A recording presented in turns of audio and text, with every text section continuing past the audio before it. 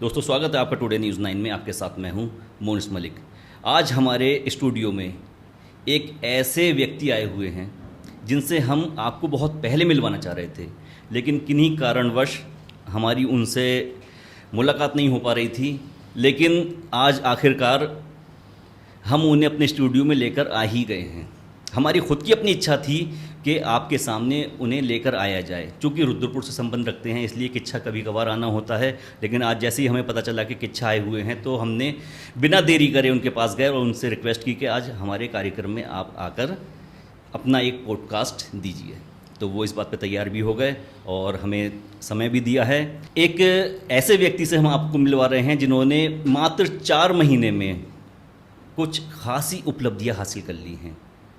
सिर्फ ज़िले में ही नहीं बल्कि इस वक्त उनका नाम पूरे प्रदेश में चर्चाओं का विषय बना हुआ है। चर्चाओं का विषय क्यों बना हुआ है? क्योंकि जो उपलब्धियां इन्होंने हासिल की हैं वो रुद्रपुर में पिछले 10-15 सालों से वो काम नहीं हो पाए थे। ये काफ़ी बड़ी उपलब्धि हो जाती है कि जो काम पिछले 10-15 सालों से नहीं हो पाया है वो इतने कम समय मात्र 4 महीने में उन्होंने पूरा करके दिखाया। आप उनके वीडियो देखते होंगे, आप उनके फोटोग्राफ देखते होंगे। पसीने से लथपथ एक नेता जनता के बीच घूम रहा है और अपने काम में पूरे दिलो जान से डटा हुआ है। हम स्वागत करते हैं अपने कार्यक्रम में विकास शर्मा जी का। आपका बहुत बहुत स्वागत है कार्यक्रम में। धन्यवाद मोनी जी। हम ये जानेंगे कि विकास शर्मा कौन है, कहाँ से राजनीति में आ गए, आने के बाद जीत भी गए और जीतने के बाद अपना नाम भी रोशन करने में लगे हुए हैं।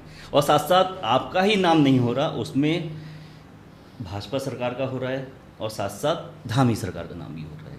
तो ज़रा अगर मैं आपका इंट्रोडक्शन दूंगा तो वो थोड़ी बेईमानी हो जाएगी। आप अपने आप बताइए कि विकास शर्मा कौन है। मैं विकास शर्मा, मेरा जन्म यहीं रुद्रपुर में एक गांव फुलसुंगी है, वार्ड नंबर 1 हमारा नगर निगम में, और किच्छा विधानसभा का पहला गांव कह सकते हैं। वहाँ मेरा जन्म हुआ है और यहीं डिग्री कॉलेज से मैंने एमकॉम की पढ़ाई की है। कॉमर्स के साथ एमकॉम की मेरा सब्जेक्ट था, एमकॉम मैंने किया। और डिग्री कॉलेज में मैं चुनाव लड़ा था 2000 और 2001 में। मैं डिग्री कॉलेज छात्र संघ का उपाध्यक्ष रहा। अच्छा। और उसके बाद युवा मोर्चा में माननीय मुख्यमंत्री उस समय प्रदेश अध्यक्ष बने थे युवा मोर्चा के। अच्छा। मैंने कुछ समय एबीवीपी में काम किया, फिर युवा मोर्चा का मैं जिला महामंत्री बना। अच्छा, ये तकरीबन मेरे ख्याल ये से 2006 की बात है। 2006 की बात है। 2006 में मैं 5 के आसपास बना था। अच्छा। और 2006 में हमने सिडकुल कूच किया था एक यहाँ, जहाँ पर उत्तराखंड के नौजवानों को 70% रोजगार देने के लिए हमने एक बहुत बड़ा आंदोलन किया था। अच्छा। जिस कार्यक्रम का मैं संयोजक था और उसमें लगभग 10,000 से ज़्यादा युवा उमड़े थे। और उस समय प्रदेश के अध्यक्ष माननीय पुष्कर सिंह धामी जी थे और सब लोगों के सहयोग से हमने उस आंदोलन को चलाया। उसके बाद मैं अनएम्प्लॉयमेंट सेल का स्टेट इंचार्ज भी रहा। फिर मैं युवा मोर्चा का जिला अध्यक्ष बना और जिला अध्यक्ष बन के भी मैंने लगातार मेहनत की। और 2012 में मेरा नाम विधानसभा में दिल्ली पैनल तक मेरा नाम गया। अच्छा। और मैंने गांव-गांव, घर-घर हमने अटल खाद्यान्न योजनाओं को पहुंचाने का काम किया, लोगों को सरकार की योजनाओं के बारे में बताया। और एक लंबे संघर्ष के बाद फिर 2013 में नगर निगम का मैं दावेदार था और मैंने बहुत मेहनत की, बहुत तैयारी की। हस्ताक्षर अभियान चलाया मैंने। उस समय मीना शर्मा कांग्रेस की चेयरमैन थी और फिर ये नगर निगम बना, लेकिन दुर्भाग्य से वो सीट आरक्षित हो गई। फिर हमारे कई बड़े नेता कुछ अपने लोगों को लाना चाहते थे, लेकिन हम लोगों ने अपने साथी को, हमारे साथ जो मित्र थे उनकी पत्नी को हमने महिला ऐसी सीट थी मेयर बनाया। फिर 13 के बाद संघर्ष जारी रहा मेरा और 13 के बाद फिर 18 में 5 साल बाद फिर मैंने तैयारी की नगर निगम की मेयर के लिए, लेकिन उसका फिर आरक्षण आ गया। एससी सामान्य सीट थी तो फिर हमने आदरणीय रामपाल जी को चुनाव लड़ाया। तो इस प्रकार लगातार पार्टी के कामों को करते रहे, संघर्ष करते रहे। फिर भारतीय जनता पार्टी ने मुझे प्रदेश मंत्री बनाया और चंपावत का प्रभार दिया, जहां माननीय मुख्यमंत्री जी विधायक हैं। और पिछले 3.5 सालों से मैंने अपने उस दायित्व को भी निभाया, लगातार चंपावत जाना और वहाँ की सारे कामों को देखना। और उसके बाद अभी मेरे को फिर भारतीय जनता पार्टी ने अभी टिकट दिया मेयर का, और सब लोगों के सहयोग से और युवाओं के सहयोग से, माननीय पुष्कर सिंह धामी जी के सहयोग से और सभी वरिष्ठ लोगों के सहयोग से मुझे मेयर बनने का मौका मिला। और 2013 साल, लगभग 11 साल की मेयर की तैयारी के बाद 24 से 25 साल की राजनीति की सफ़र है। 2005, 6 और 2025 तो लगभग 20 साल का ये जो टाइम पीरियड है, इसमें आपने संघर्ष किया, उस तो संघर्ष उसका फल जो मिला आपको उसका 2025 में फल जाके अच्छा मिला। फल मिला मुझे, और ईश्वर की कृपा है, उनके आशीर्वाद से मुझे मेयर बनने का मेरा सपना साकार हुआ। और उसके बाद से लगातार, आप मानेंगे नहीं कि मैंने एक दिन भी कोई छुट्टी नहीं ली है। 24/7 हम काम कर रहे हैं, मेरे अधिकारी भी मेरा सहयोग कर रहे हैं, और हम रात के 8-8 बजे तक भी निगम के ऑफिस में बैठे हैं। और लगातार मैंने पहले अपने कर्मचारियों को, सफाई कर्मचारियों को मैंने, और जो घर घर से कूड़ा उठाने वाली हमारी जो टीम है उसको मैंने एक्टिव किया।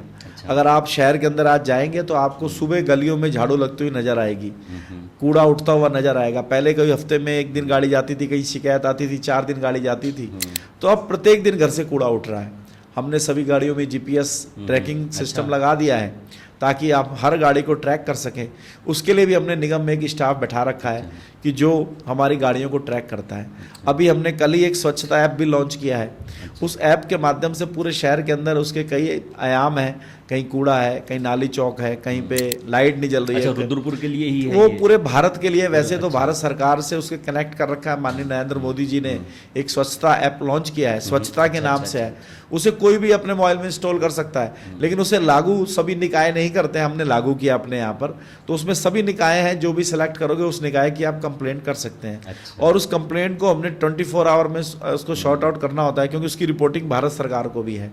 और वो भी हमने अभी, गणेश जोशी जी आए थे हमारे, हमने उसको भी लॉन्च कराया है। और ऐसे ही हमारे यहाँ जो शहर के अंदर 2 पार्क थे जिसमें ठेलियाँ लगी हुई थी, उन ठेलियों को हटा के उन पार्कों को मुक्त अच्छा, किया। मैं उसी बात पर आने वाला था, क्योंकि एक तरीके से मैंने भी वो साइट विजिट की है, तो वो जो जगह थी वो उसका एक पूरी तरीके से अब नक्शा ही बदल गया है। हाँ, तो हमने उन ठेलियों को दुकानदार बनाने का काम किया है। तो जबकि वो ठेली वाले भी हमने बहुत कम रेट में दुकानें दी हैं बना के, और उनका आधा पैसा लिया है, आधा भी बिना ब्याज के 3 साल में लेना है। और 1,40,000 रुपये में हमने कुल दुकान दी है उन्हें, और 72,000 रुपये खाली उनको जमा करना है। और 72,000 भी जिनके पास नहीं है वो भी हमने बैंक से लोन करा दिया है। बाकी पैसा 3 साल की किस्तों में देना है, और कुल 700 रुपये उनका किराया लगाया है हमने। तो माननीय मुख्यमंत्री जी के माध्यम से हमने वो वेंडिंग जोन शुरू कर दिया है। इसके साथ ही G20 में कुछ दुकानदारों की दुकानें हटाई गई थी। परसों हमने उन दुकानदारों को भी आवंटन किया, 79 दुकानदारों को हमने चाबी सौंप दी है। अच्छा। और वो दुकानें भी उसी वेंडिंग जोन में दूसरी तरफ वो दुकानें खुलने वाली हैं। और इसका एक सेकंड फेस भी अभी आएगा, जिसके अंदर जो समोसा मार्केट उजड़ी थी उनको भी हम दुकानें देने वाले हैं। अभी हमने गांधी पार्क का लगभग 5.5। ये जो दुकानें आप दे रहे हैं, आवंटित कर रहे हैं, तो ये किस बेस पे दे रहे हैं? मालिकाना हक दे रहे हैं, या इसमें हम उनको, जिस प्रकार से नगर निगम अपनी कोई भी संपत्ति बेचता नहीं है, अच्छा। हम किराए पे उनको दे रहे हैं। अच्छा। पहले भी हमने उनको किराए पे दुकानें दे रखी थी जो उजड़े थे, अब उनको फिर किराए पे दुकानें दी हैं, एक लीज उनकी तय कर दी है। वो एक नॉमिनल किराया हमें देते रहेंगे और वो अपना व्यापार करते रहेंगे। अच्छा, इससे उनका व्यापार बंद नहीं होगा? हाँ, वो खुद ठेली वाले कहते हैं कि पहले हमें ठेली घसीटनी पड़ती थी, कभी पुलिस वाले आगे आगे परेशान करते थे, कभी कोई गांधी पार्क में कार्यक्रम होता था तो उन्हें ठेली हटानी पड़ती थी, या उस दिन रोजगार बंद करना पड़ता था। आज पूरे शहर का, बाहर के लोग भी उस वेंडिंग जोन को देखने आ रहे हैं, तो उनका व्यापार भी बढ़ा है, उनका रोजगार भी बढ़ा है, और उनकी सेल भी बढ़ी है। अब वो कहते हैं कि पहले हम ठेली धक्काते हुए लाते थे, अब आके चाबी लेके आ रहे हैं और अपनी दुकान खोल रहे हैं। वो ये भी कहते हैं कि पंडित सुभाष चतुर्वेदी के बाद किसी चेयरमैन ने अगर दुकानें दी हैं तो वो हम हैं जिन्होंने दोबारा से दुकानें आवंटन की हैं। अच्छा। अभी हमारा शहर का जो हार्ट है गांधी पार्क, उसके अंदर भी हमने 5.5 करोड़ रुपए की DPR तैयार की है। उसके अंदर हम लगभग 78% ग्रीन एरिया रखेंगे, 3 गेट उसके नए बनाएंगे, बाउंड्री नहीं करेंगे, उसका वॉकिंग ट्रैक बनाएंगे, बड़े बड़े पेड़ लगाने जा रहे हैं। और उसके साथ ही हम उसके अंदर एक ओपन थिएटर बना रहे हैं। एक जो हमारा जहाँ ध्वज वाला एरिया है वहाँ फाउंटेन लगा रहे हैं। उसके साथ ही हम लोग उसमें एक किड जोन बनाया है, महिलाओं के लिए जिम लगाया है, एक बास्केटबॉल का उसमें ट्रैक बनाया है। तो इस प्रकार से एक नया थीम बन के तैयार हो चुका है। तो बहुत जल्दी माननीय मुख्यमंत्री जी जब यहाँ आएंगे, मेरी उनसे बात हुई है, मुझे लगता है कि जुलाई फर्स्ट वीक में वो हमें समय देंगे और इसका हम शिलान्यास करेंगे।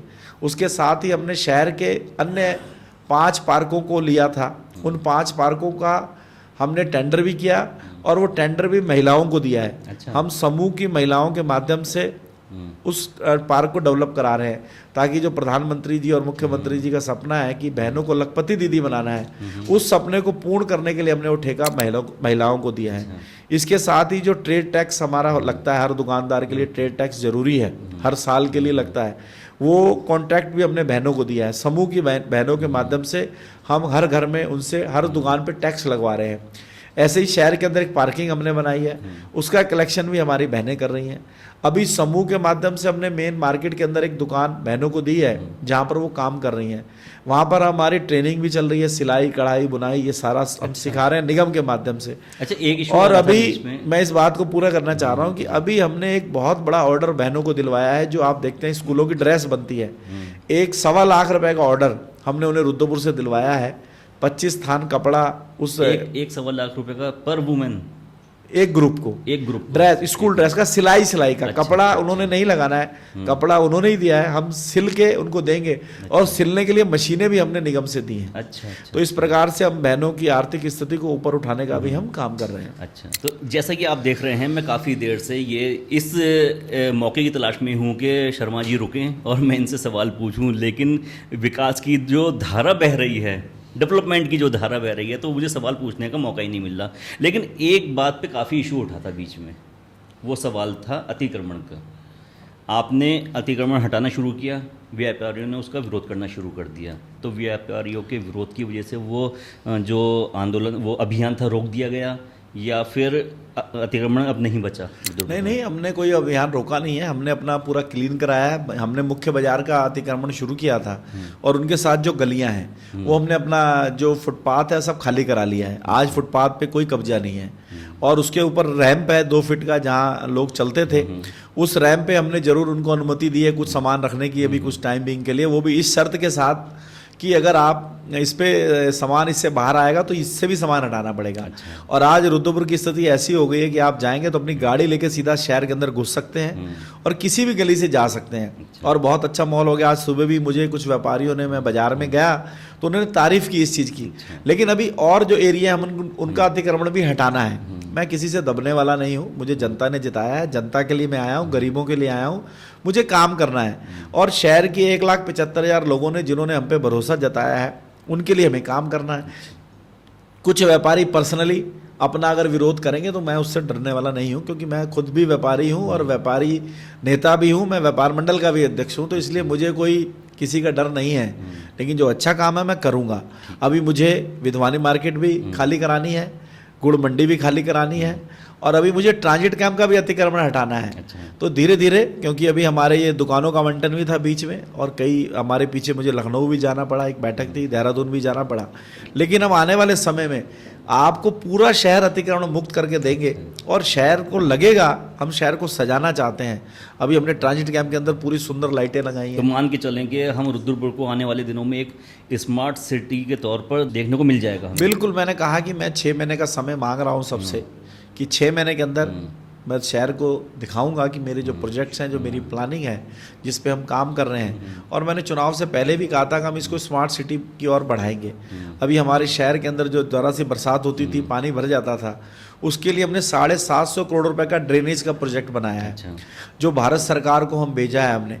ऐसे ही हमने अभी बरसातों से पहले शहर के सारे नाले, लगभग 90% नाले हमारे साफ हो चुके हैं। अगर आप रुद्रपुर में जाएंगे, आप देखेंगे जगह जगह आपको नाले साफ होते हुए नजर आएंगे, क्योंकि बरसातों में नाले साफ कराने का कोई औचित्य नहीं है। तो पहले से अभी कल्याणी के अंदर भी हमने 2 पॉकलैंड लगा रखी हैं, 4 जेसीबी हमारी काम कर रही हैं। ऐसे ही वार्ड नंबर 1 बहुत बड़ा है, ये किच्चा विधानसभा के अंदर आता है, उस वार्ड में हमने एक जेसीबी अलग से लगाई है। अच्छा।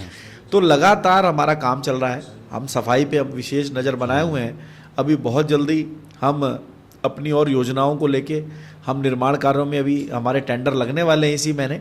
40 वार्डों के अंदर हमारे अभी सड़क नाले, इनका भी काम शुरू हो जाएगा। तो इसका मतलब ये है कि आने वाले दिनों में हमें अभी और ज़्यादा साफ़ सफाई रुद्रपुर में देखने को मिलेगी। चलिए, ये आपके पास अभी तो टाइम बचा हुआ है, 4.5 साल से ज़्यादा टाइम बचा हुआ है आपके पास विकास कार्य करने के लिए। थोड़ा पर्सनल हो जाते हैं, निजी पे आ जाते हैं, निजी बातों पे आ जाते हैं थोड़ा सा। विकास शर्मा के घर में कितने परिवार के सदस्य हैं, बच्चे कितने हैं, क्या क्वालिफिकेशन है? मेरे ख्याल से शायद अभी आपने बताया था एमकॉम बताया था शायद। हाँ, मैं एमकॉम हूँ। मेरी संयुक्त फैमिली है। मेरे परिवार में माता जी हैं, पिताजी हैं, मैं उनके साथ रहता हूँ। मेरा अच्छा। उन्हीं उन्हीं का Joint family है अभी। जॉइंट फैमिली है। और मेरा एक छोटा भाई है, उसकी अच्छा। पत्नी है, मेरी पत्नी है। मेरी पत्नी MBA है और मेरी बेटी है अभी 10th क्लास में है। तो उसने अभी 10th में 95% के साथ अपना रिजल्ट दिया था। मेरा बेटा है, वो छोटा 4th में है। अच्छा। और मेरे 2 भतीजे हैं। तो एक संयुक्त परिवार है। माता तो जी जॉब, कहीं जॉब भी कर लेते क्या? हाँ, नेतागिरी में आप नहीं, इधर हैं। मैं एक्चुअली क्या है कि क्योंकि मैं ये सवाल इसलिए पूछ रहा हूँ, आप समझिए, क्योंकि जो आप जवाब देंगे अब, तो उससे जो युवा हैं उन पर असर पड़ेगा। मैं जब डिग्री कॉलेज में मैंने एडमिशन लिया तो मैं भी एक साधारण परिवार से था। और मुझे लगता है कि गांव से कॉलेज जाने वाला मैं पहले ही लड़का होऊंगा कि जो BCom जिसने किया, फिर MCom किया। और मेरा भी एक सपना था कि मैं CA बनूंगा। अच्छा। और मैंने 1 साल तक यहाँ शहर के जो सबसे पुराने CA थे, AK मित्तल जी, 1 साल मैंने उनके यहाँ काम किया क्योंकि मैं कॉमर्स का स्टूडेंट था। अच्छा। तो मैंने साथ साथ फिर पार्ट टाइम अकाउंट्स का भी काम किया। अच्छा। मैंने कई शहर की राइस मिलें थी उस समय। मैं आपको ये बात बता रहा हूँ 2003-4 के आसपास की। तो मैंने उस समय पार्ट टाइम अकाउंट्स भी बनाए। अच्छा। और अलग अलग फैक्ट्रियों में, मिलों में जाता था और मैं टैली पे उनके अकाउंट्स बनाता था। तो करते करते फिर मैंने एक कंप्यूटर इंस्टीट्यूट भी बनाया। मैंने IT का बिजनेस भी शुरू किया। HP कॉम्पैक्ट का मैं डीलर था। अच्छा।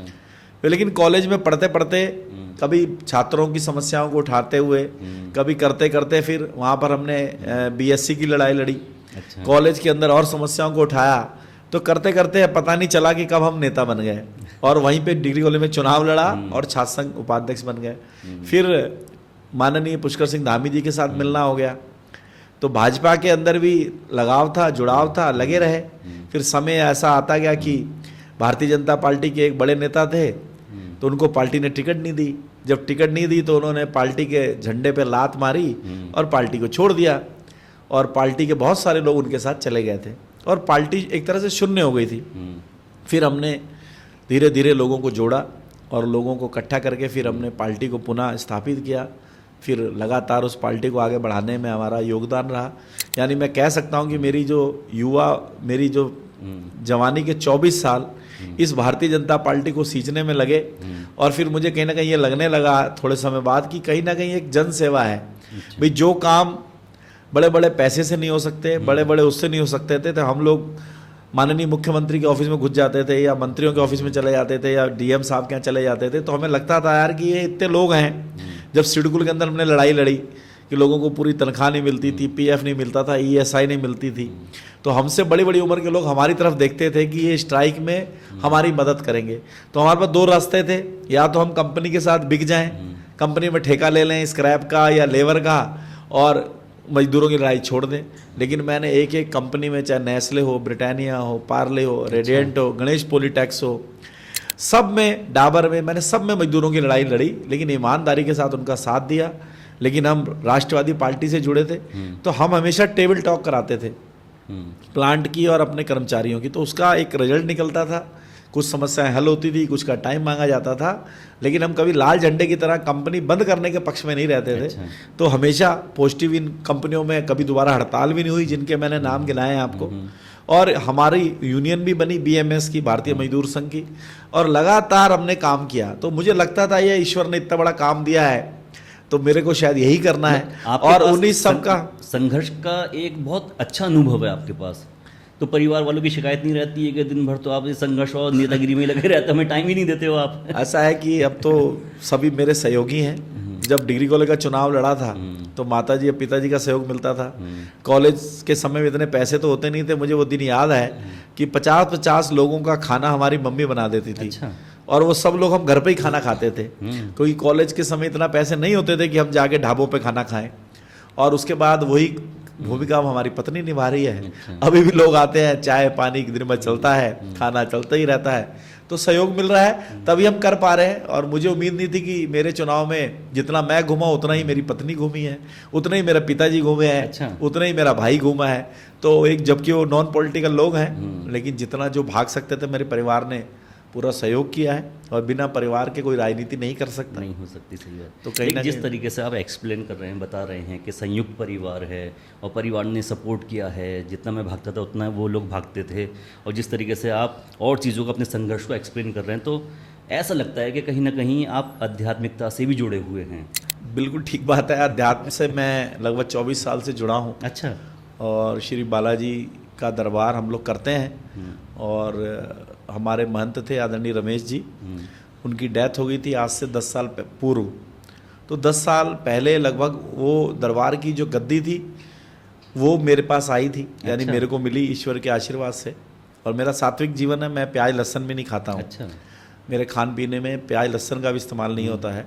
तो हर सैटरडे को और हर पूर्णिमा पे हम लोग बालाजी का दरबार करते हैं। आप अच्छा। देखते होंगे कहाँ पर, टीवी किस जगह में। ये? ये नीलकंठ धाम है हमारा, शैलजा कॉलोनी गंगापुर रोड में। अच्छा अच्छा। और आप देखते होंगे जिस प्रकार से वीडियो में कई बार या बालाजी में देखते हैं आप कि किस प्रकार से संकट खेलते हैं, तो वो सब लाइव नज़ारा भी अच्छा। दरबार में चलता है। तो पिछले 24 सालों लेकिन से 24 सालों से हम जुड़े हैं और हैं। 10 सालों से उस गद्दी पे मेरी जिम्मेवारी लगी अच्छा। है, मेरी ड्यूटी लगी है। तो शहर के बहुत सारे लोग जुड़े हैं। तो एक सेवा का भाव है और वो ईश्वरी कार्य है, देव कार्य है। मैं कहता हूँ एक देव कार्य मिला हुआ है, एक जन कार्य मिला हुआ है, दोनों काम हम अच्छे से निभा रहे हैं। तो हर सैटरडे को तो और ये भी अपने पूर्णिमा आप में पे- बड़ी जिम्मेदारी है। हाँ, एक वो ईश्वर की जिम्मेवारी उन्होंने ही दी है। और वो मुझे लगता है कि दोनों जिम्मेवारी उन्होंने ही दी हैं। एक बार तो जब मैं गद्दी मुझे मिली थी दरबार की, तो मैंने राजनीति में मन बना लिया था कि शायद अब मेरे को राजनीति नहीं करनी है, क्योंकि मुझे एक सेवा मिल गई है। तो मैंने ईश्वर पे छोड़ दिया था कि जैसे आपकी इच्छा होगी अच्छा। वैसे मैं करूँगा। लेकिन उसके बाद मैं रेलवे बोर्ड का मेंबर बन गया। अच्छा। तो जब फिर मैं रेलवे बोर्ड का मेंबर बना तो मुझे लगा कि अभी ईश्वर चाह रहा है कि मुझे राजनीति में रहना है। विधि का विधान है। फिर इसलिए फिर धीरे धीरे फिर चलना शुरू हो गए। तो अब दोनों को चला रहे हैं। कल को कोई तीसरी जिम्मेवारी मिलेगी तो वो भी निभाएंगे। तो ये जितना भगवान ने क्षमता दी है वो पूरी जनता के लिए समर्पित है। और जितना भी मेरा शरीर का कण कण जनता के उपयोग हो पाएगा मैं करूँगा। दोनों सेवाएं हम कर जनता रहे की हैं। बात करें हम, तो जनता आपसे पहले कोई दूसरे शख्स थे जो वहाँ पर चेयरमैन थे, मेयर थे, उनसे पहले कोई दूसरे थे। जनता अपनी पसंद को बदलती रहती है।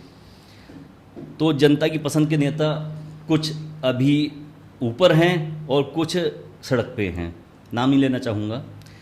तो आपके पसंद के कौन नेता हैं रुद्रपुर में जिन्हें आप समझते हैं कि ये मेरे आदर्श हैं और मैं इनसे सीखता हूँ? देखिए, रुद्रपुर में हमने पंडित सुभाष चतुर्वेदी जी को देखा, उनकी राजनीति को देखा, उनके मूल्यों को देखा, राजनीति के जिस प्रकार से उन्होंने गरीबों के लिए लड़ाई लड़ी। उन्होंने यहाँ रामपुरा के लोगों को सब्जी मंडी के अंदर दुकानें देने का काम किया। शहर के अंदर बहुत सारी दुकानें उन्होंने बनाई जो गरीबों तक पहुँचाने का उन्होंने काम किया। बहुत सारी मलिन बस्तियों को उन्होंने आगे बढ़ाने का काम किया। तो मुझे लगता है कि कहीं ना कहीं उन्होंने, आज अगर हम उनके परिवार को देखते हैं तो उन्होंने अपने परिवार के लिए कुछ नहीं बनाया। एक सादा जीवन और एक सादगी के साथ दूसरा नाम उन्होंने अपने जीवन को समर्पण करके जिस प्रकार से इस पार्टी को खड़ा किया, और आज हम देखते हैं उस पार्टी के अंदर हम लोग आज आए हैं। और लोग बताते हैं, हमारे अजय भट्ट जी जो सांसद है वो भी कहते हैं कि कभी हम लोग सुभाष चतुर्वेदी जी को देखने जाते थे कि जनसंघ के समय ऐसा कौन है बीजेपी का जो चेयरमैन बना है। अच्छा। तो ऐसे ऐसे लोग हैं जिन्होंने इस पार्टी को खड़ा किया है। चलिए एक नाम और आपने बता दिया। बाकी अगर आप लोकल की बात करते हैं तो लोकल में ऐसे बहुत सारे नेता हैं जिन्होंने पार्टी के लिए त्याग किया है। हमारे वेद ठुकराल जी हैं, यशपाल घई जी हैं, जिन लोगों ने बरसों बरस इस पार्टी को सींचा है, खड़ा किया है। और कस्तूरीलाल तागरा जी हैं, राधेश्याम मिश्रा जी हैं, ऐसे ऐसे लोग हैं कि जिन्होंने निस्वार्थ इस पार्टी को खड़ा किया और पार्टी को आगे बढ़ाने का काम किया।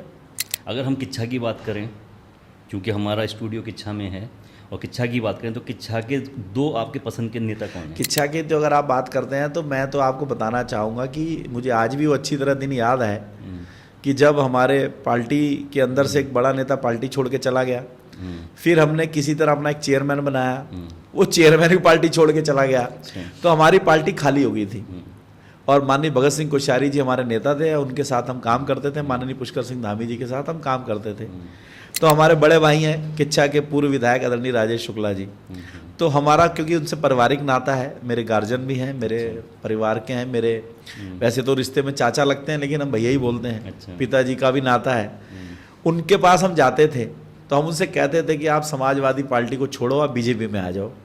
तो कहते थे तुम्हारी पार्टी मुझे टिकट नहीं देगी, मैं क्या करूंगा इसमें आके। तो हम कहते थे नहीं, आप आओ तो सही।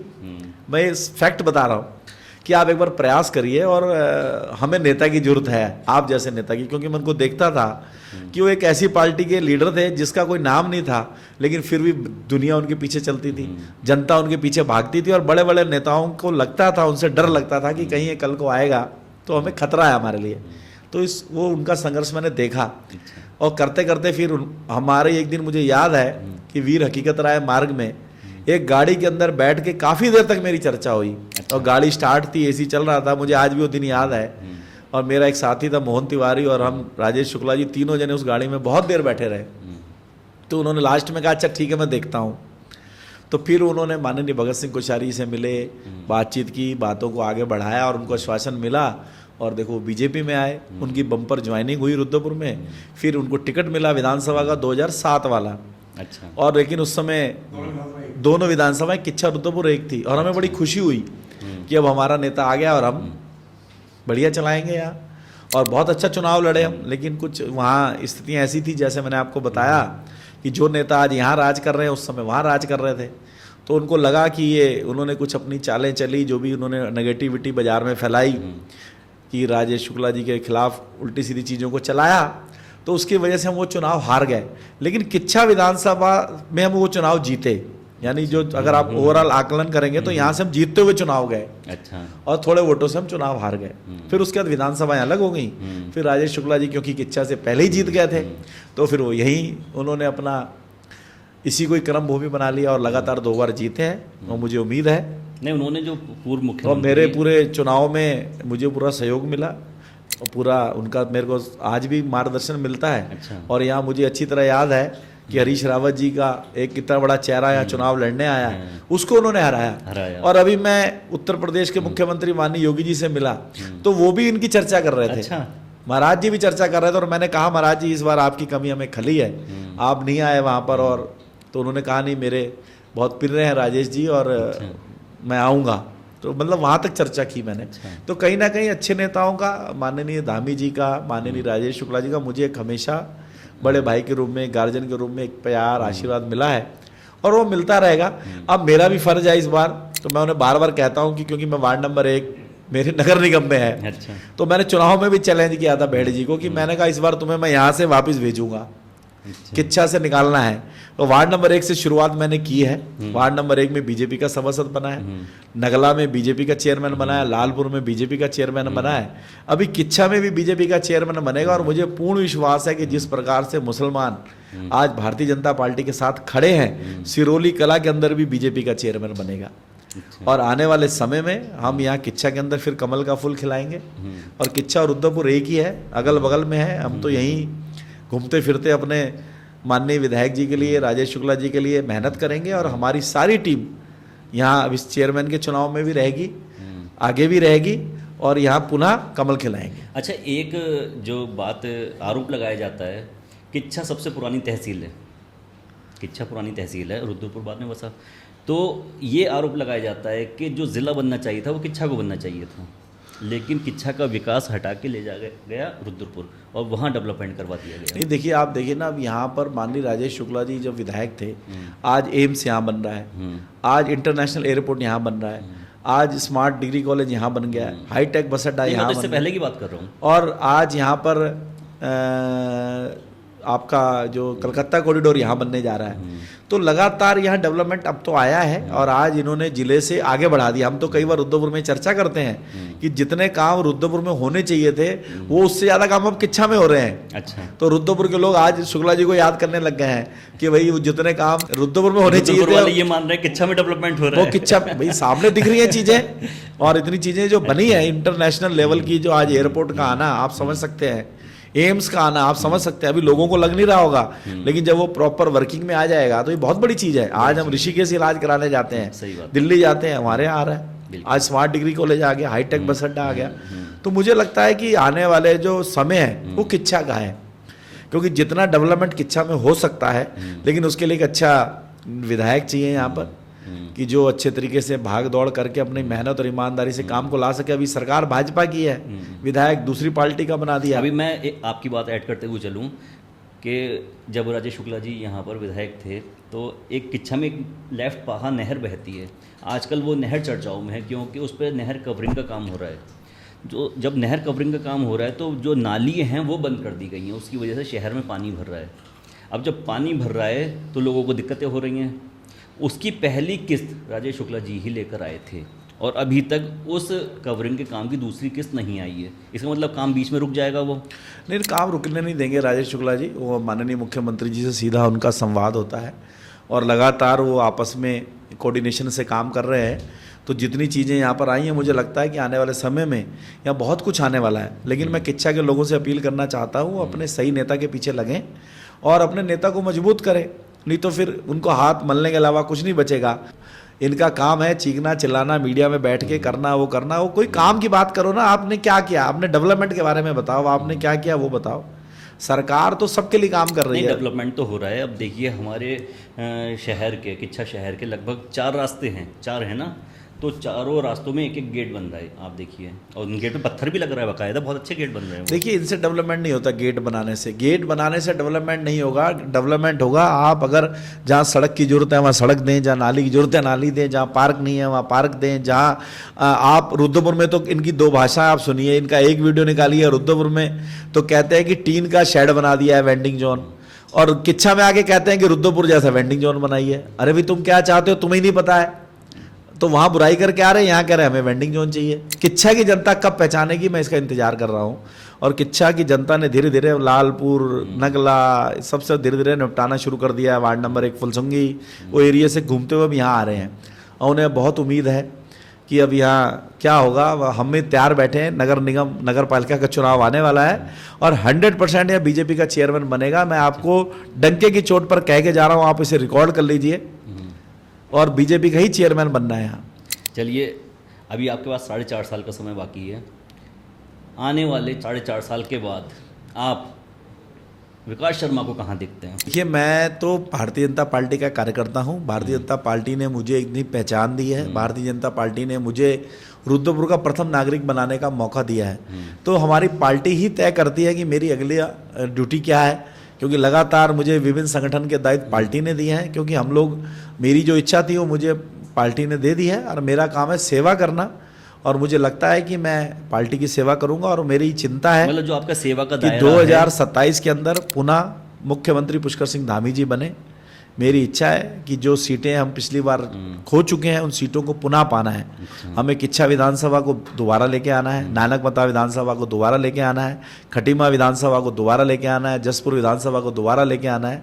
तो हमारा प्रयास है कि पुनः अपने जिले के अंदर हम भारतीय जनता पार्टी का परचम लहराएंगे और सारे कार्यकर्ताओं को मजबूत करेंगे। माननीय मुख्यमंत्री पुष्कर सिंह धामी जी की योजनाओं के माध्यम से जन जन के कल्याणकारी योजनाओं को पहुँचाएंगे और भारतीय जनता पार्टी को पुनः इस जिले के अंदर लाएंगे। भारतीय जनता पार्टी को पुनः इस ज़िले के अंदर लेकर आएंगे, ये कहना है रुद्रपुर के महापौर मेयर विकास शर्मा जी का।